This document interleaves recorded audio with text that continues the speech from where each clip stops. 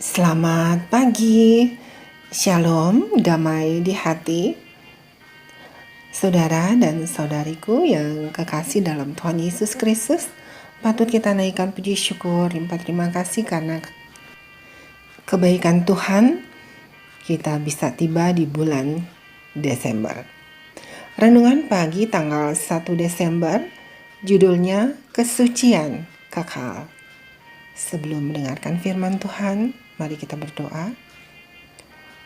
Allah Bapa kami yang bertahta dalam kerajaan kemuliaan surga, kami umat-umat-Mu yang berdosa datang kepadamu menaikkan puji syukur limpah terima kasih karena kami bisa tiba lagi di pagi hari yang indah ini.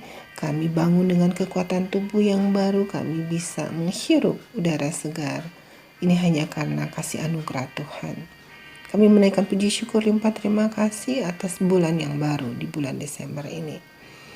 Kami berterima kasih atas segala kemurahan Tuhan yang tak terhingga dalam kehidupan kami.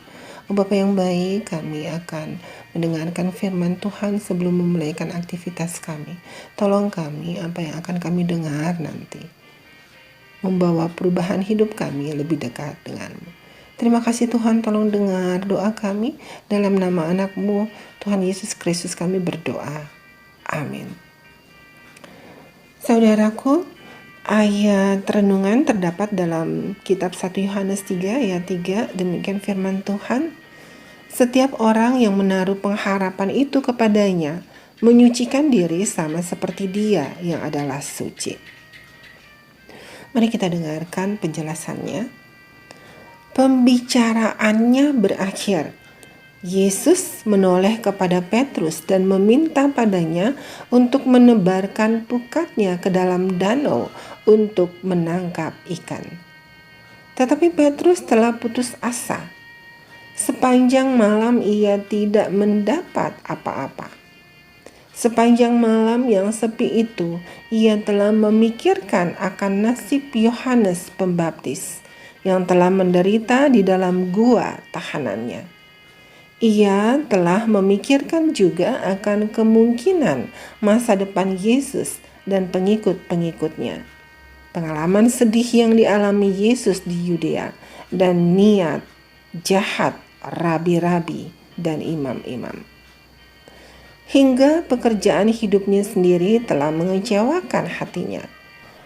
Dan pada saat ia menjaga di sisi jala kosong itu, masa depannya sangatlah gelap oleh kekecewaan hatinya. Guru, katanya, telah sepanjang malam kami bekerja keras dan kami tidak menangkap apa-apa. Tetapi karena engkau menyuruhnya, aku akan menebarkan jala juga. Malam adalah satu-satunya waktu yang baik untuk mencari ikan dengan jala di dalam air danau yang jernih itu. Setelah bekerja sepanjang malam dengan tidak mendapat suatu apapun, maka tidak ada gunanya untuk membuang jala pada hari siang. Tetapi Yesus telah memberikan perintah dan kasih Tuhan telah menggerakkan hati murid-murid untuk menurut. Simon dan saudaranya bersama-sama menebarkan jala itu. Pada saat mereka berusaha menarik pukat itu ke dalam perahu, karena banyak ikannya, sehingga jala itu pun koyak.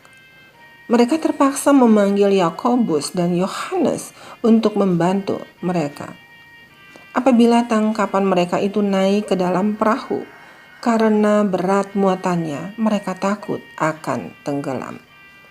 Tetapi kini Petrus tidak lagi menghiraukan akan perahu dan muatannya.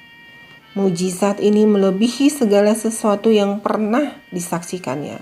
Karena hal ini baginya adalah menjadi suatu kenyataan kuasa ilahi. Pada wajah Yesus ia telah lihat seorang yang mengendalikan semesta alam. Hadirnya keilahiannya telah menyatakan bahwa ia tidak suci. Cinta bagi Tuhannya, malu akan kurang percayanya, bersyukur akan kerendahan hati Kristus, terlebih pula perasaan akan kecemarannya di hadapan kesucian yang kekal telah mengalahkan dia. Dikala teman-temannya mengeluarkan ikan-ikan dari dalam jala, Petrus jatuh di kaki juru selamat sambil berkata, "Tuhan, pergilah daripadaku, karena aku ini seorang berdosa." Hadirat kesucian ilahi yang sama yang telah menyebabkan Nabi Daniel rebah sebagai seorang yang mati di hadapan malaikat Allah. Dalam Alfa dan Omega jilid 5, halaman 254 dan 255. Saudaraku dan saudariku, mari kita renungkan lebih dalam. Kapankah momen Petrus terjadi kepada saya? Saat kapankah saya merasakan betapa berdosanya saya dibandingkan dengan kemurnian Yesus? Mari kita berdoa. Bapa kami yang di sorga, dikuduskanlah namamu. Datanglah kerajaanmu. Jadilah kehendakmu di bumi seperti di surga. Berikanlah kami pada hari ini makanan kami yang secukupnya. Dan ampunilah kami akan kesalahan kami, seperti kami juga mengampuni orang yang bersalah kepada kami. Dan janganlah membawa kami ke dalam pencobaan, karena Engkaulah yang mempunyai kerajaan dan kuasa dan kemuliaan sampai selama-lamanya. Amin. Demikianlah renungan pagi hari ini. Kesucian kekal. Selamat beraktivitas. Andalkan Tuhan di dalam setiap kegiatan aktivitas saudara dan saya. Tuhan Yesus memberkati. Amin.